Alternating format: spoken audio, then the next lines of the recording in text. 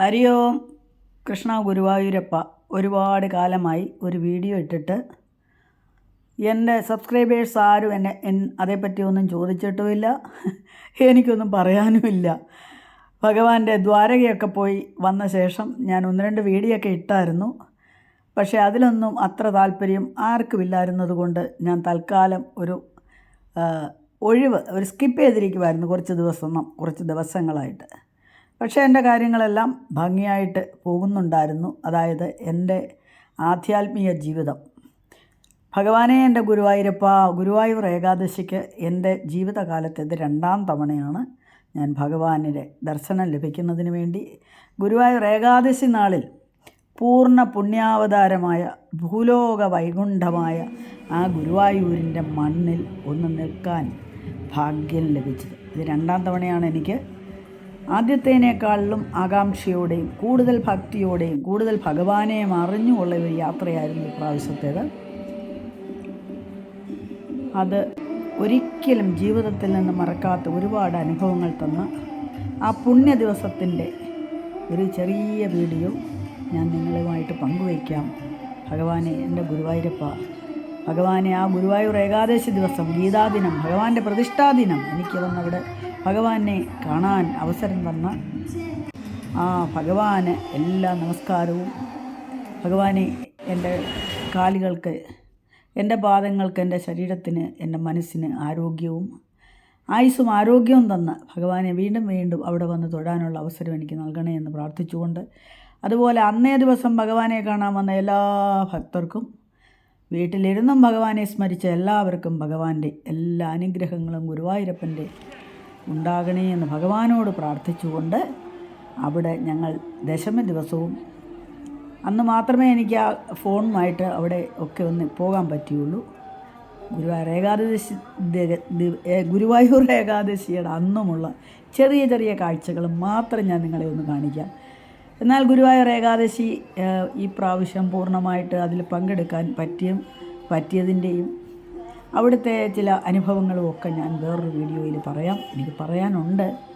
എനിക്കും പറയാനുണ്ട് ചില കാര്യങ്ങൾ. അപ്പോൾ എല്ലാവർക്കും ഭഗവാന്റെ അനുഗ്രഹം എല്ലാവർക്കും ഉണ്ടായിട്ട് ഗുരുവായൂർ ഏകാദശി എന്ന പുണ്യദിനത്തിൽ എല്ലാവർക്കും ആ പുണ്യദിനത്തിൻ്റെ, അതുപോലെ ആ പൂർണ്ണ പുണ്യാവതാരത്തിൻ്റെ അനുഗ്രഹാശസ്സുകൾ നൽകട്ടെ എന്ന് പ്രാർത്ഥിച്ചുകൊണ്ട് വീഡിയോയിലേക്ക് പോകാം.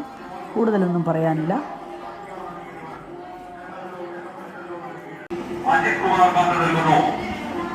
തിരുവനന്തപുരം പൂജപ്പുരയിൽ നിന്ന് വന്ന ജ്യോതികുമാർ, ശ്രീലത, സത്യാറാണി എന്നിവർ ക്ഷേത്രത്തിലോ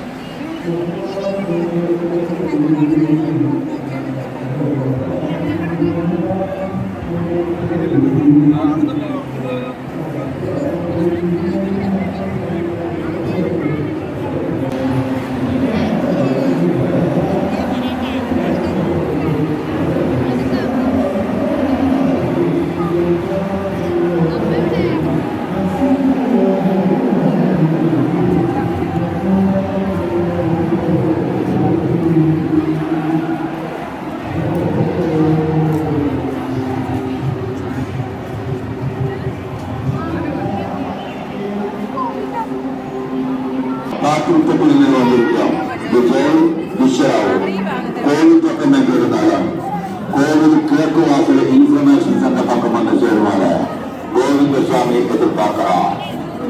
തമിഴ്നാട് കാപ്പിലപ്പെട്ടിയിൽ നിന്ന് വന്നിരിക്കും വിജയ് വിശ്വരാവ്.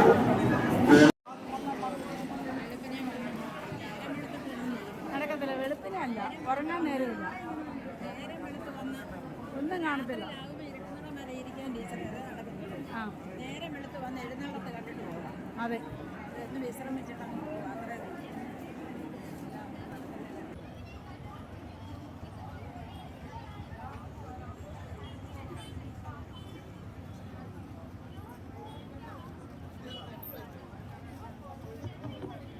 കൃഷ്ണ.